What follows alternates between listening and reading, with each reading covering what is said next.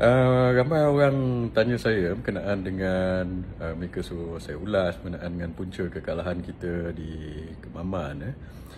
Dan kemarin saya tengok Presiden UMNO telah bagi kenyataan. Dia kata sebabnya adalah 10,000 pengundi putih kita tak keluar. Dan Timbalan Presiden UMNO pun dah buat kenyataan melalui Facebook. Dan saya suka kenyataan daripada Timbalan Presiden UMNO, Tok Mak Hassan. Dia kata kita tonasi daripada apa yang beliau tulis tu, menyatakan bahawa kita kena, tak boleh be in denial lah. Kita kena sedar kelemahan-kelemahan ini, dan kita kena, bila kita dah sedar, baru kita boleh cari cara-cara pembetulan lah untuk kita menguatkan balik parti kita UMNO, untuk UMNO mendapat kembali sokongan rakyat. Dan saya tak nak ulas berkenaan dengan komen pemimpin kita, presiden atau timbalan presiden itu. Itu mereka berhak memberikan mereka punya pendapat lah mereka.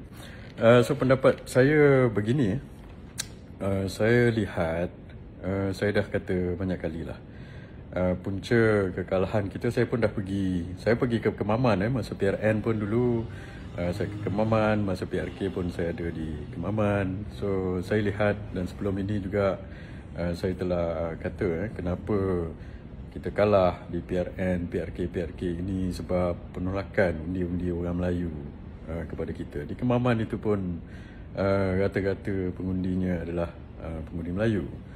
Dan di situ kita boleh nampak bahawa rata-rata orang Melayu tak sokong UMNO. Orang Melayu tak sokong Barisan Nasional kini berbanding dengan dulu. Dulu kita lihat Kemaman tu kawasan kita berapa penggal. Sampai ada orang kata Kemaman tu kubu kuat BN. Tapi sekarang 70%, lebih daripada 70% orang Melayu tidak lagi menyokong UMNO dan Barisan Nasional di situ. Dan juga sekarang ni rata-rata di seluruh negara pun saya lihat itulah keadaannya. So kita kena tanya kenapa orang Melayu tidak lagi sokong UMNO, dan kenapa orang yang dulu kita kata putih itu tidak keluar beramai-ramai untuk undi kita. PAS dia dapat dalam 64-65 ribu. So undi dia lebih kurang stable lah. Dan sebab ada orang kata kadar keluar mengundi itu rendah, tapi mereka dapat maintain dia punya jumlah undi. Kita pula bila kadar keluar mengundi itu rendah, kita punya jumlah pengundi adalah lebih rendah daripada kadar keluar mengundi itu kalau difaktorkan. So ini yang menjadi masalah. Kalau dulu kita dapat 38,000 undi campur dengan undi PH 8,000, sepatutnya kita dapat 46,000 undi, tapi kali ini kita dapat 27,000 undi saja. Dan kalau kita faktorkan kejatuhan kadar keluar mengundi pun, kita hilang berpuluh-puluh ribu undi. Berbanding dengan PAS kalau kita faktorkan kadar keluar mengundi rendah, mereka telah menambah undi mereka.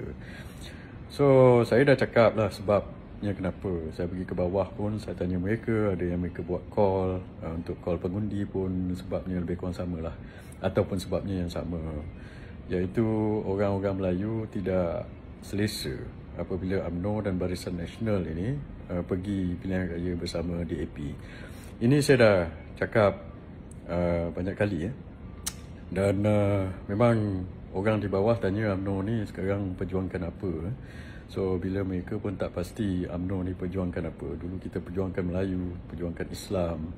Sekarang ni bila kita bersama-sama dengan DAP, mereka tak yakin kita boleh perjuangkan Melayu dan Islam. So mereka beralih kepada parti lain.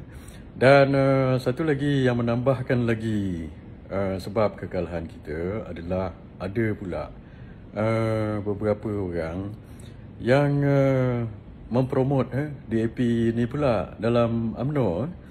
So saya nak cakap cukup-cukuplah jadi penjilat DAP ini, sebab apa orang kata, kadang-kadang bila kepentingan DAP itu tergugat, saya tengok orang-orang ni dia jadi lebih DAP daripada DAP, lebih sudu daripada kuah, dan mereka nak pertahankan DAP sangat, nak jilat DAP sangat sampai mereka jadi penjilat tegar. Itu orang-orang Melayu tak suka. So lagi kamu jilat, lagi kamu pertahan DAP, Maka lagi itulah saya tengok orang-orang Melayu akan reject, lagilah kita akan kalah pilihan raya. Ini kita kena sedar. So jangan jadi penjilat DAP. Masa dalam sejarah dulu ada juga orang-orang Melayu masa zaman komunis dulu yang menjadi tali barut komunis sampai orang kita gelarkan mereka ni barua komunis. Masa zaman PAP dulu, pemisahan Malaysia dengan Singapura, saya dah sebut dulu Osman Wu, dia digelar tali barut PAP, dah jadi barua pada PAP. So jangan kita jadi tali barut atau barua DAP pula. Orang Melayu tak suka itu. Lagi kamu jadi jilat DAP ni, penjilat DAP atau orang, jangan sampai kita digelar barua DAP, lagi orang Melayu reject kita. Saya, hasrat perjuangan saya adalah saya nak supaya orang-orang Melayu di negara ini bersatu padu baliklah. Sebab dalam negara kita ni orang Melayu banyak berpecah belah. So bila kita berpecah belah, maka itu yang menjadi susah. Saya tengok dan kita tak boleh menentang anasir-anasir yang ingin menjatuhkan orang-orang Melayu di negara ini ataupun menghapuskan hak-hak orang Melayu di negara ini yang kita perjuangkan dulu. So kalau kita pula jadi tali barut DAP, itu lagi akan memecahkan orang-orang Melayu di negara ini. Karier politik saya ini saya ingin jadikan untuk saya perjuangkan perkara inilah supaya satu hari nanti supaya orang Melayu dan Islam di negara ini boleh bersatu padu kembali. Dulu semuanya kita asal daripada UMNO, lepas tu jadi UMNO PAS, lepas tu UMNO PAS PKR, lepas tu UMNO PAS PPBM, lepas tu UMNO PAS PKR PPBM, Putra Muda dan sebagainya.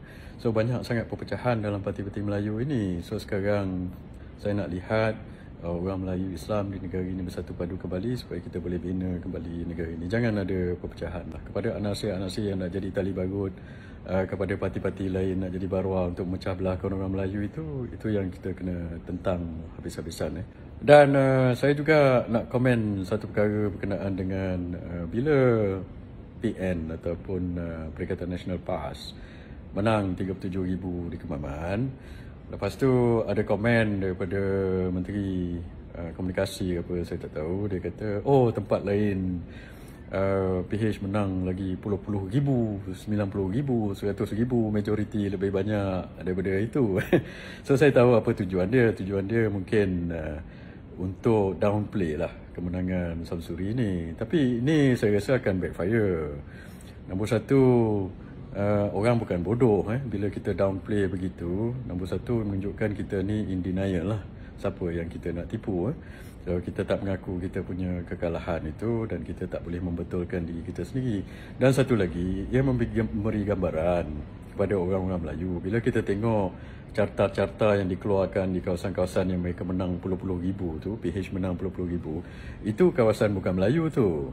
Kawasan-kawasan bandar, kawasan-kawasan penyokong DAP di situ, kawasan Cina. So, bila kita tunjuk di kawasan bukan Melayu ini, PH boleh menang 90,000, 100,000, puluh-puluh ribu. Lagilah di kawasan-kawasan Melayu, orang Melayu akan bersoal, kalau PH menang puluh-puluh ribu di kawasan bukan Melayu ini, apa kata kita di kawasan Melayu, kita bagi Perikatan Nasional menang puluh-puluh ribu. So, kalau 95% orang-orang bukan Melayu menyokong PH, apa kata 95% orang-orang Melayu menyokong Perikatan Nasional di kawasan-kawasan Melayu. So, ini akan memburukkan lagi prestasi UMNO dalam pilihan raya. So, ini yang saya cakap. Kadang-kadang bila buat kempen itu, siapa-siapa dalam komunikasi ke apa, jangan buat kempen-kempen begini. Jilat lagi DAP sampai orang Melayu makin benci pada kita. Takkan kita tak belajar-belajar lagi? Dah berapa banyak PRK dah kita pergi.